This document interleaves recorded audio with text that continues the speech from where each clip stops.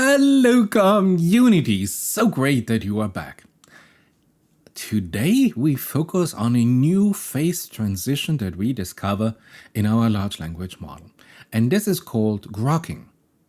Now if you saw my last video where I argued that it doesn't make sense to have here all the new development squeezed into a large language model, like a vision, language, action, mathematics model, that maybe it is time to develop a pure scientific, maybe mathematical AI system for a large logic model owned by itself.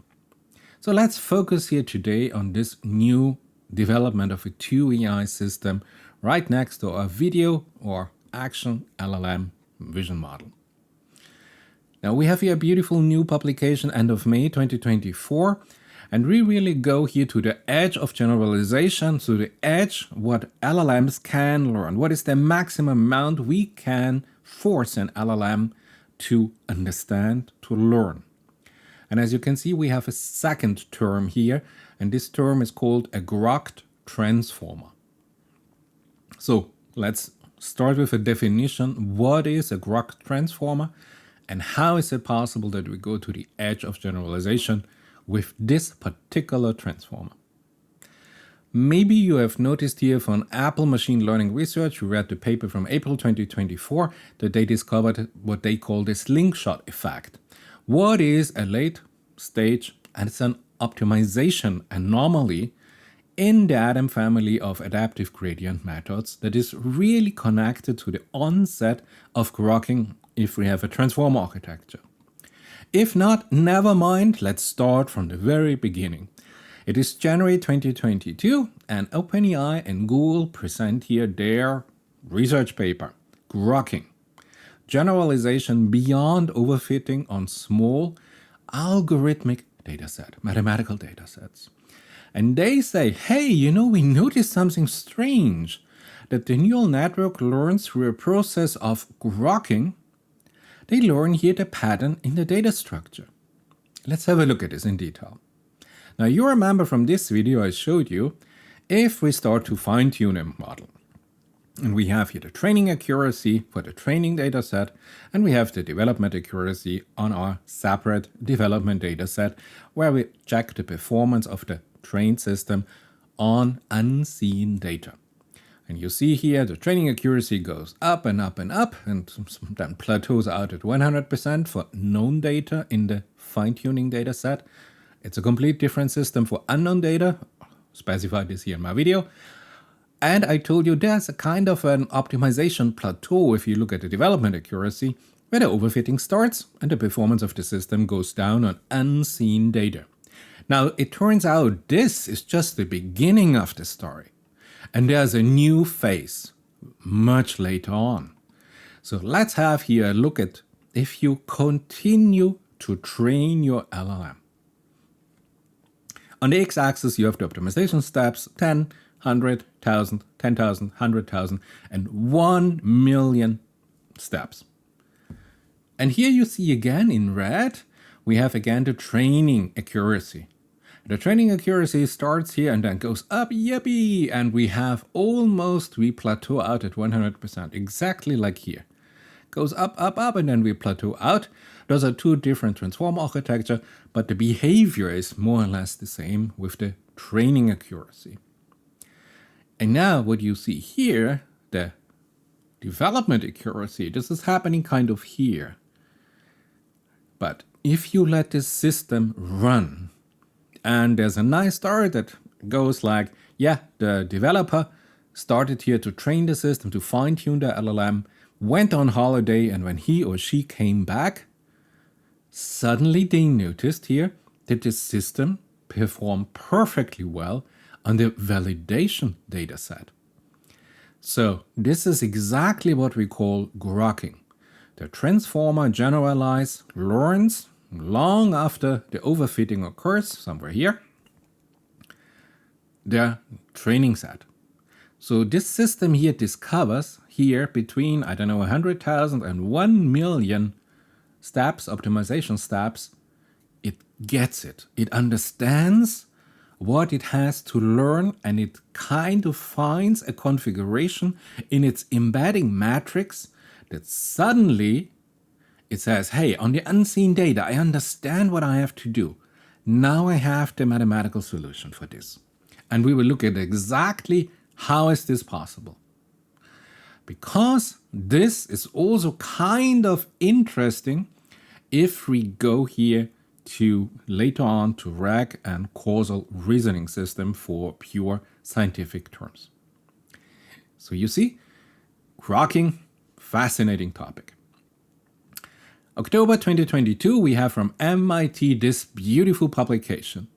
And they say, hey, you know this Grokking? We analyzed it further and there's something beautiful happening. We built here the most simple transformer we can imagine. And we trained in here on a mathematical model on addition, modular, whatever. And we found that there are phase states. Let's have a look at this. So again, what is in general the generalization in machine learning? It refers to the LLM's ability, or whatever AI system you have, to perform well on new unseen data like the development or test data set that was not part of the training data set here that you learned your system on. And it's a crucial property indicated that the model has learned the underlying pattern and relationship within the training data rather than just memorizing here the training example. So in a later stage, as I showed you, the development accuracy sometimes goes up to 100%. And this grokking now is exactly this phenomenon when our neural network, a transformer architecture, exhibit here significant improvement in the generalization long after overfitting the training data set. And this improvement leads to a high accuracy on the validation data after extending here your training period, contrary to typical expectation of overfitting. So this goes contra to what we thought we know about, that we need early stopping, that overfitting is not happening. Now we say, hey, wait a minute, there's a complete new phase transition that we encounter if we go to real long training, and then the system really learns the solution.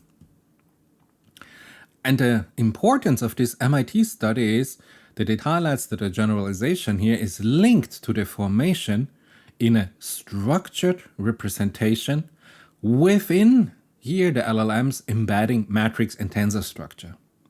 And this representation can be predicted and understood in this very simple element, the toy experiment like MIT calls it, using here an effective theory from physics. And yes, we're going to have a look at a phase diagram later on. And it was published here at the 36th Conference of Neural Information Processing System. And yes, you guessed it, I have not been there, and therefore I learned about this real later on. So let's have a look at this. What does it mean in the embedded space? Suddenly they found geometric configurations. So here you have it, a visualization of the first two principal components, remember PCA, of the learned input embeddings at different training stages. 0 iteration, 1000 iteration, and 20,000 iterations. Of a transformer, a very simple transformer, learning here a particular mathematical task. The mathematical task is modular addition. And we observe that the generalization coincides with the emergence of structure. Look at this circle in the embedding, in the space that we put our embeddings on. And this is now fascinating. Why do we have here a geometric structure that happens? And this is where the research started to really get interesting. Now there's the next paper here, and this is about here the progress measures from Grokking via here interpretability. Let's have a look at this. They started Grokking, and what they found was they built just a one-layer transformer. It can't be simpler than that, no? And then they said, okay, and now this transformer, we train it now on a specific task, and the task is an arithmetic addition modulo n. And they choose here, addition here, compute a plus b modulo 113. Beautiful. Never mind. It is just that it is here a modular addition operation, a mathematical operation. What is amazing that they found, when they reverse engineered here this simple system to understand what is going on inside here of our transformer, that they found that after grokking happened, so after a long training period, this transformer figured out to use a discrete Fourier transformation with trigonometric identities to come up to the correct mathematical insight, and was able to perform this operation of a modular addition operation, modular n, for unseen data. And this is amazing. You have a one-layer transform. It can't be simpler than that. 512, let's call it neurons. And you build a network, and you give it the training data, and you really a long training period. But then this beautiful phase transition happening, and the system gets it and it understands. I can find all mathematical solution to unseen data, unseen training data, if I just apply a discrete Fourier transformation and I apply trigonometric identities calculating those new values. I was blown away by this insight that 512 neurons can do this task. Look at this. This is here the original figure. Sorry that I get emotional, but I'm still amazed. If you really have a dedicated transform, a one-layer transformer network with your attention and your MLP, and it finds a Fourier transformation. Okay, never mind. Yeah, here you have the multiplication algorithm and everything. Read the study, it's really interesting. And they analyzed here the Fourier components, and they found from the 6 components from the frequencies, 5 are really the key characteristic of the system. So yeah, it's really calculating the Fourier transforms. And here you have the mathematical structure. And if you want to have a deep dive, I would really recommend this, because this is an eye-opening study. And they say, yeah, we started by examining the embeddings and apply a Fourier transform along the input dimension of the embedding matrix. And they compute here the L2 norm along the other dimension, and they found exactly this beautiful frequency. Now for my green grasshoppers, I know you are there and say, hey, maybe can you give me a little bit of a fresh up on the Fourier transformation here of a continuous time function? Well, this is here the definition. For example here, yes, if we have a cosine here, a signal in the time domain, you compute the Fourier transform, you evaluate it. Beautiful. And here again, we have here the time domain signal and the frequency domain signal for Fourier transform, to give you an idea, a little bit of text for you if you have to fresh up your knowledge. And then we go to the next study. And it is still the MIT study. Beautiful. So we go back to the MIT study, sorry. Yeah, but they found also that we just do not have in this embedded space simple geometric figures like a circle, but they found also that here in the embedding space, a formation of parallelograms. So very specific geometric structures in the embedding space. And they found this as an indicator of an effective representation learning and a generalization ability of the transform architecture.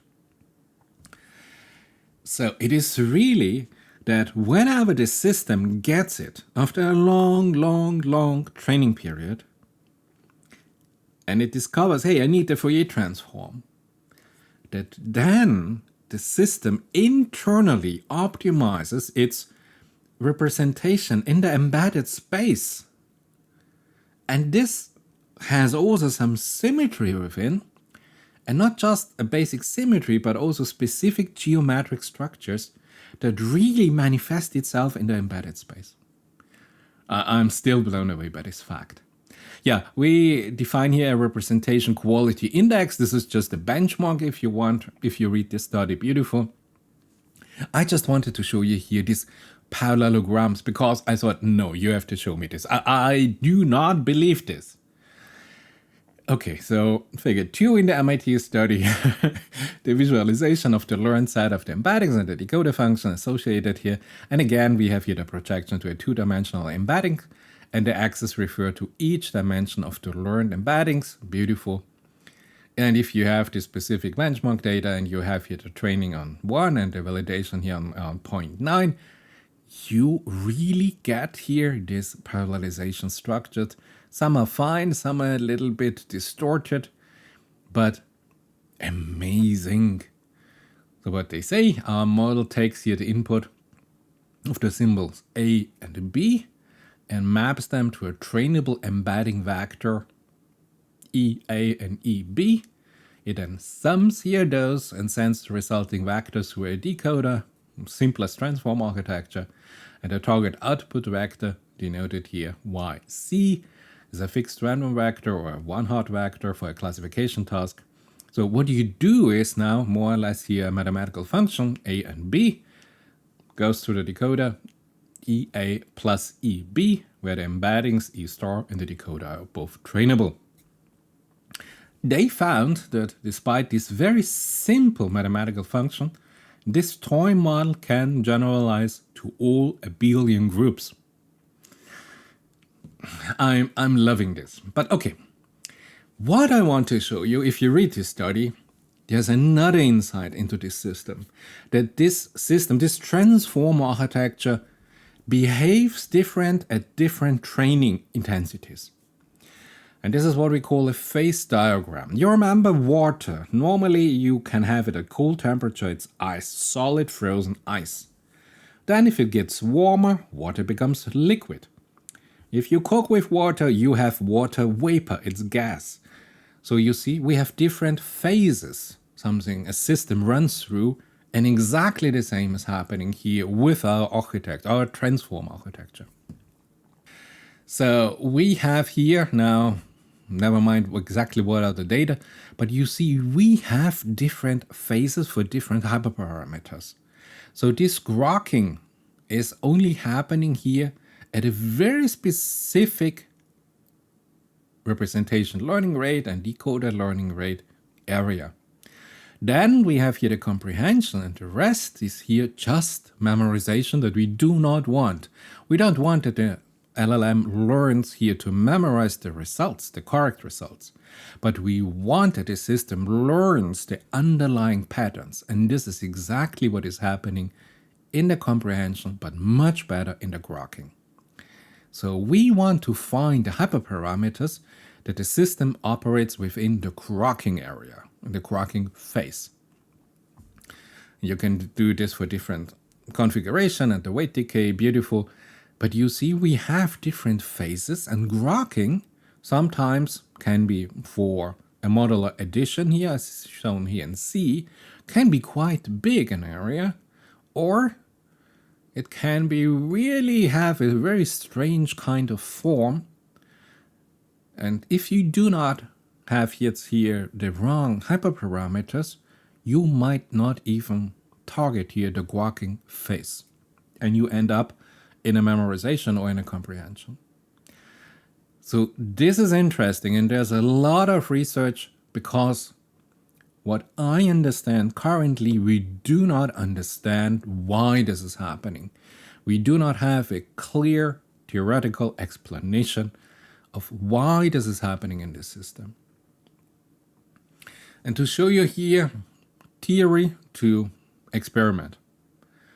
And I was skeptical. I said, can we really be sure? So what you do in physics, you have a prediction from a theoretical base and you say, okay, I calculate that there will be at 0.4 a phase transition happening in my particular system.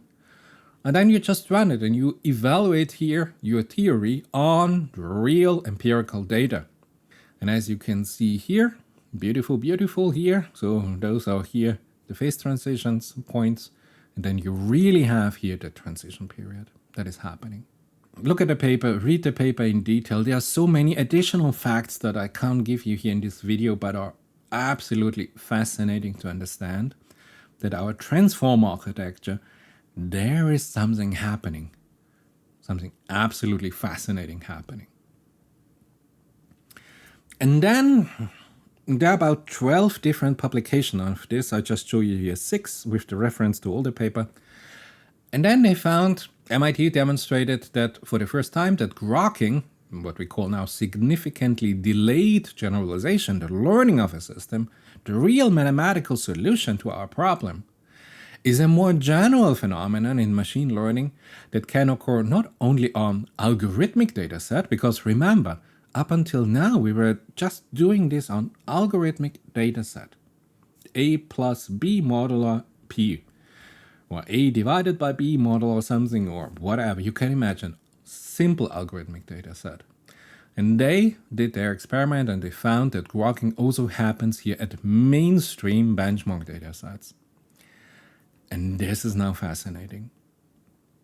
And a classical example of MNIST here, and they train this and have a look at this. Isn't this fascinating? Again, for the training accuracy, we have here, almost saturates here. And then it takes a long time for the validation accuracy on unseen data. And here the system has not learned anything. And here suddenly, the system starts to learn and find the correct solution. And if you look then at the phase diagram, for this particular interval of the weight decay and the last layer learning rate, you see here that in this phase diagram, you really have to target here the right coordinate sets to achieve grokking or comprehension. So it's not only working here on our mathematical structure, but also on the classical MNIST, for example. And this opens up some amazing insights. So this means it is not just focused on simple arithmetic or mathematical operation, where in the embedded space we have a configuration representation like simple geometric functions or functors. No, this even goes a step further. And for my green grasshoppers, at this time a short summary.